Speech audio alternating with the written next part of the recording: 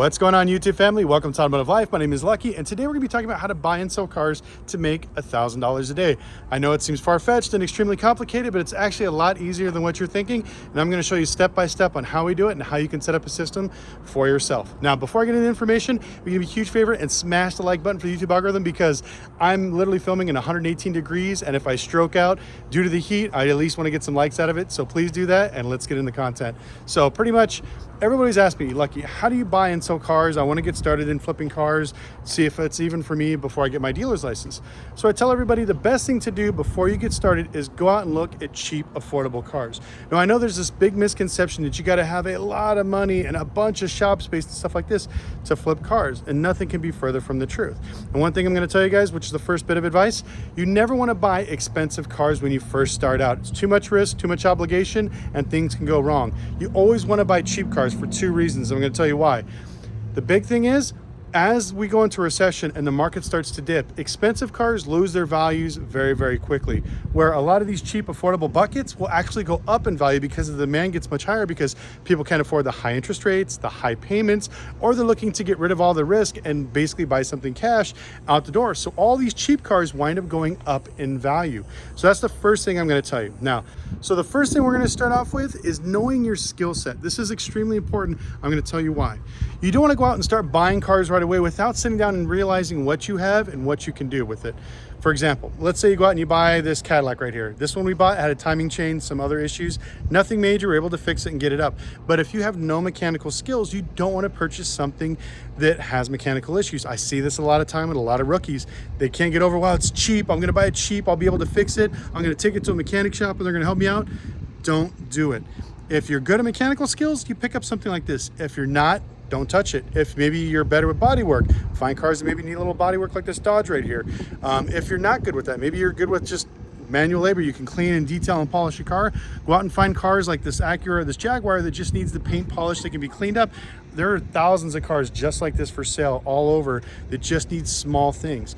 You never want to get stuck with cars. One of the biggest things that flippers and wholesalers do is they buy cars just because of the value or how cheap they got them, but they can't fix them or get them out fast enough. I'd rather have you buy a car like this that doesn't need anything and all you gotta do is wash and clean it and make a small $300 to $500 than buy something like this that needs maybe $1,000, $2,000 worth of work.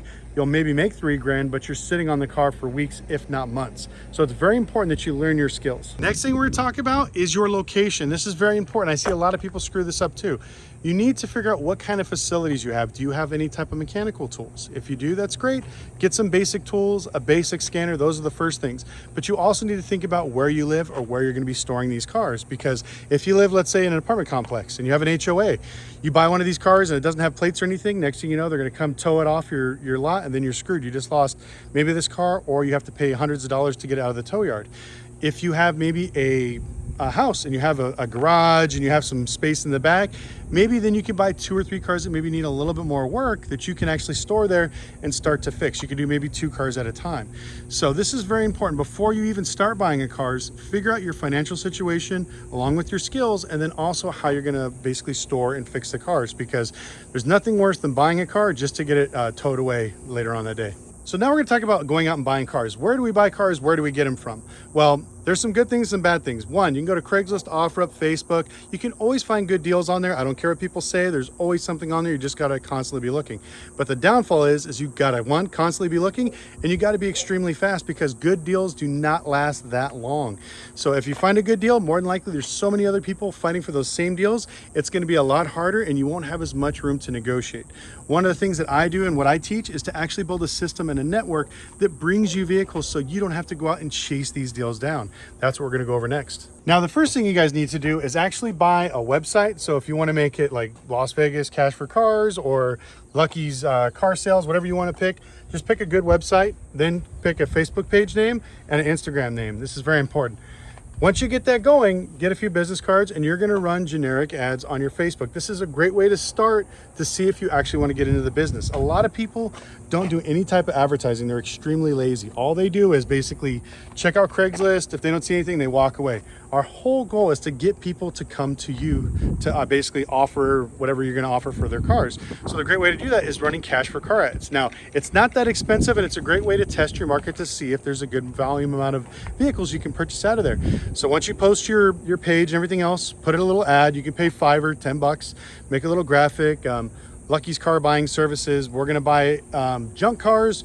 If you're a mechanic, we buy on broken cars. If you're a body guy, we buy wrecked cars. Or if you want to buy stuff that's clean, I buy Mercedes and BMWs only. I buy trucks, Ford, Chevy, Honda, Toyota, whatever type of trucks, that's what we want. You can put that in your actual ad and then run that maybe $100, $200 for the first week just to see what kind of traffic you're getting. Now, after a week, you start seeing those ads coming in, people saying, hey, I got this car for sale, how much do you give me for it? You are gonna get a lot of tire kickers and a lot of people that have no idea what their vehicle values are. You're gonna waste a lot of time doing different things, but this is part of the business. Anything that I'm telling you right now that's complicated, everything you do is less and less competition, and that's what you want. So we're gonna get into phase 2 of how to actually build a network to bring you cars, because I don't look for shit. People come to me with cars, and that's what you wanna do. You wanna have people constantly sending you stuff every single day. So now we're gonna be talking about how to build your actual network. This is very important. I need you to get an old school 3-ring binder that's a notebook and a calendar, and you're gonna go online, you're gonna write down every single body shop, every single auto repair shop, every pawn shop, every title loan company, and every single tow yard. Once you get all those names, you wanna clock out a 30-day trail where you can actually go by and find these people. Fill that out on your calendar. You wanna see at least 5 to 6 people every single day. Once you get that done, step 1, go to Dunkin' Donuts or Krispy Kreme and you spend $100 buying donuts. I'm telling you, this is the gateway to getting deals. I make jokes about it all the time. People ask me how I was able to get these deals. Donuts. Sorry, we're right here by the Air Force Base, so there's planes flying around. But donuts will kind of open up the door. So once you get this list, you start visiting these places and basically just let them know, hey, my name's Lucky, I'm a car buyer, I buy all kinds of cars. Do you guys have anything for sale? Anything good, anything bad, any junk, any running cars? Whatever they tell you, take it. Now, if for some reason, a lot of times you won't get a yes right away. They'll tell you, no, I'm busy, don't bother me. Don't be discouraged. You keep going back every single week. I do the exact same thing. No problem, here's some donuts. What's your name? You talk to the secretary. Oh, my name's Kim. Okay, Kim, thank you so much. This is Kim at Bob's Auto Sales. The next week you go back. Hey, Kim, is the manager here? Oh, James is not here. Okay, I'll come back later.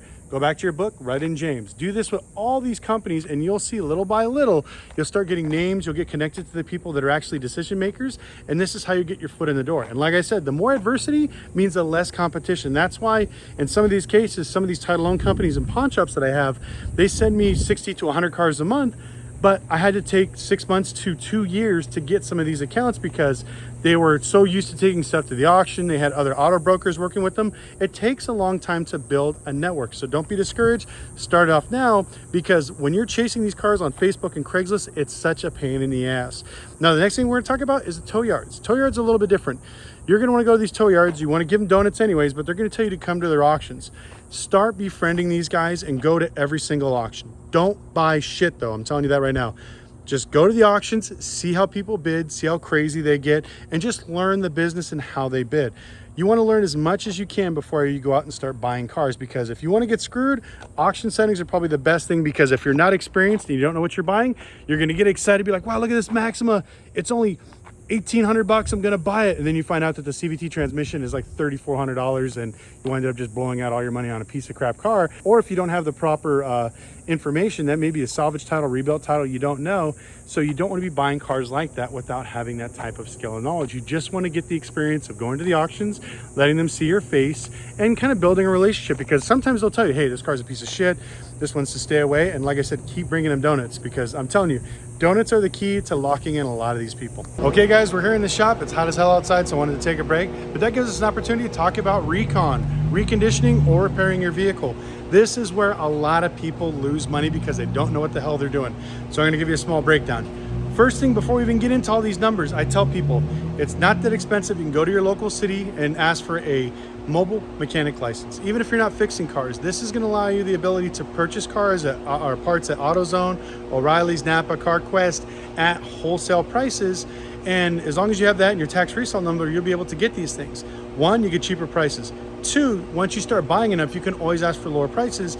And three, when you're an actual repair facility, you get warranty on particular items. So let's say you buy a fuel pump for this truck and it goes out, you can go back there, you have an account, you can say, yeah, this is Lucky with Mobile Auto Repair. I have this Dodge Ram. I bought a fuel pump 6 months ago. It just went out. I need a new one. Now, they'll give you not only a new one, but you can also file a claim for warranty repair, where they'll actually give you maybe 1 or 2 hours and labor costs, I usually just transfer out maybe free parts to get this thing repaired. But you can only do that if you actually have a license. So you don't have to have a big facility. You can just tell people you do mobile auto repair and start building your accounts. So down the road, after flipping for a while, you decide to open up a dealership, an auto repair shop. You have some history with these companies and you can get bigger lines of credit. Now, to get started on this, we're gonna go over one of these cars here that I bought, and this is very important. This car was bought from a body shop. It was all torn apart. The insurance company decided not to pay for the repairs, and the customer did not have the money. So this is the way I got it. Now, first thing I'm gonna do is we check all the safety stuff. The motor, the transmission are good to go, but the car is not starting. So my first priority is to spend money on starting the vehicle. Now, I'm gonna right over here. Hopefully there's no curse words on the thing. So I purchased, this is a 2013, I think, Ford ST. I purchased this for $3,500. All the ones I see selling online are about 10,000 bucks. Mine's actually got lower miles than these. I think it's only got like 30,000 miles, but I want to have a base price set so this way we know what we can work to. Now, first thing you want to do, like I said, check safety stuff. Second, we want to make sure it starts, it runs, it drives good before we do anything cosmetic. I know it needs bumper clips. I know it needs some other things, some interior stuff. We'll go over here. Sorry, it's dusty as hell. But it needs some interior things. But like I said, I will not spend $1 on cosmetics until I make sure the safety and the mechanical stuff is done. So if you live in a state or city where they require you to have smog or emissions, this is very important. I see too many people blowing their load on, I'm gonna buy wheels and an exhaust and a sport shifter, and then they can't make it past smog, or it's not worth it. What I like to do is I'm gonna allocate $1,500 for actual mechanical parts and repair. I'm gonna allocate another $1,000 for miscellaneous, and I can do this for whatever I want. If I want to buy maybe a bigger spoiler for this, maybe an intercooler, maybe a cool shift knob, whatever I want, something extra. So as long as I do this, I'll still be able to hit a pretty good like $3,000 to $5,000 gross on this particular vehicle. Now, as long as you do it that way, you're okay, but don't ever play with these numbers. And as you start buying stuff for your car, you need to keep a track. So if this $1,500 maintenance number jumps up to 35, don't start with anything here, like nothing extra, until you spend all the money on one stage, because you don't want to waste a bunch of money fixing a car that one can't sell or can't pass emissions, or maybe has so many safety issues. Because you got to remember, during the pandemic, all these cheap cars went way up in value, and that brings out all the scammers. So you'll see cars like this that are literally Mickey Mouse. They're wrecked in the front end. They'll tie them to a tree, use a come along, pull the frame out, and then you look, the suspension's barely being held on by a thread. Everything is Mickey Mouse. Be extremely careful. Once you start this, like I said, you want to double check every single car. Before I even buy a car, we literally crawl underneath, we go inside, outside, we check the scanners, we do everything we possibly can just to make sure we don't get screwed. I know a lot of people would see this and be like, $3,500 for like a 12, well, about 6 months ago it was a $12,000 car, now it's 10. But like everybody would do it because they figured there's so much profit in there, they do it. I didn't touch this car for 2 days. I went through everything, checked the parts pricing, double checked it, because another thing that's going to hit you is we have another car that's like this. It's an Audi back out there. It's in one of the videos, you'll see the green one. The reason why it's sitting there is because it needs an alternator. Now, I got it because I have a company that's rebuilding it, but the alternator is on a 9-month back order. So that thing's been running at the auction 7 times. The bank can't get rid of it. And I told them I'll buy it for X amount of dollars. So I was able to buy this car for really cheap because the parts were on back order. Now, if for some reason you buy a car, and there's a lot of cars out there that don't have back orders. This particular car you see right here behind me, this Subaru, believe it or not, this was in our video 7-8 months ago. And the reason why it's here is because there's 2 parts that I cannot get. They're cheap little small parts. Every time I go to the junkyard, they're broken because they take them off the motor. All I need is 2 small parts that are on national back order for 8 months. And I could fix this car. And this was like a $10,000 car. Now it's probably worth like 6 or something. But that's some of the stuff you run into. So you want to be careful and learn the business when it comes to actually doing recon. Now, once you get your car reconned and everything's good to go, the next phase is going up for sales, marketing, and everything else. We're going to go over that right now. Okay, guys, you just fixed up your car. You're ready to go. What's the first thing you need to do? One, I tell everybody, take it on a 50 to 60 mile test drive. I don't care if it's running good sitting here and you think everything is good to go. You always want to put some miles on the car to make sure you have no issues, because there's nothing worse than putting up a car for cheap and then the customer takes it on a test drive and then all of a sudden you hear rattling, some sort of issue. You want to kill a lot of those things before you do it. So what I recommend is every time we fix a car, I have either me or one of my guys actually go through and drive the cars quite a bit just to test it. I know it seems daunting and crazy, but we sell 60 to 100 cars a month. If I can do it, you guys can do it. So just take it, drive it around, make sure there's no issues. Once you get that done, next thing we're gonna do is we're gonna detail it. I don't care if you're selling a $5,000 car, a $500 car, or a $100,000 car. You detail every single car. I'm telling you, there's people out there that literally will sell their cars, and I'll try to find pictures and post them up. You know, cars full of garbage, trash. I mean, it looks like literally like a homeless gangbang happened in there, and they'll put them up for sale and not even care. That's where somebody like yourself can go in there, buy the car, clean it up and detail it, and make maybe $1,000, $1,500 on just cleaning the car and taking better pictures. But that's what these people are doing. So we wash everything, the outside, the inside. We have it detailed, shampooed if we can. We wash the wheel wells and we dress the engine. Make sure the motor is always clean, because when you show up and you're having, let's say, a $3,000 car, a bucket, it's a lot of competition, but you also want to make sure these people feel comfortable. So when they walk in and they see my car that's $3,000, it's clean from head to toe and ready to go, they usually just buy it. Where they go on Craigslist or Facebook, anything that's $3,000 looks like some tweaker basically sleeping in it, and it's all covered in crap and it costs too much money. So it's just little things like this that'll put you ahead. Now, once you get that done, I tell everybody, do not take pictures like this car. If I want to sell it, I'll post it like that. But if I fix it, I'm going to post it somewhere nice. There's some bushes across the street. There's some cool graffiti walls in downtown Vegas that we can do. You want to take your car to a good spot where you can take some quality pictures to make your car stand out, because you don't want to take pictures where, a perfect example, I buy a lot of cars out of like apartment complexes sometimes. And even though maybe the people might be clean, if they walk in and there's like garbage all around, kids' bikes and trash, it really makes the car look bad. So if you could put it in a good light, you know, nice lighting, nice background, it does make a world of a difference, and it'll make more people actually want to buy the car. Sorry about this. I'm actually sweating to death. It is hot as hell. Like I said, it's 118 degrees. So please smash the like button for YouTube algorithm. And for me not stroking out, that's definitely something cool. But once you get your pictures up, we want to do some sort of fun marketing. So what I usually recommend is doing Facebook, OfferUp, Craigslist, wherever you possibly can in your local area. There's always like some small local newspapers. And one trick that I'm going to tell you is, after you post your pictures, high quality pictures of a clean car, you want to put pictures of, let's say you have 4 other cars for sale. Post all those pictures. Let's say you're selling this Ford Focus. You put all the Ford Focus pictures up, but at the end, let's say you have 5 other cars. The last 5 pictures you put of those other cars. So if for some reason, sorry, plane's flying by.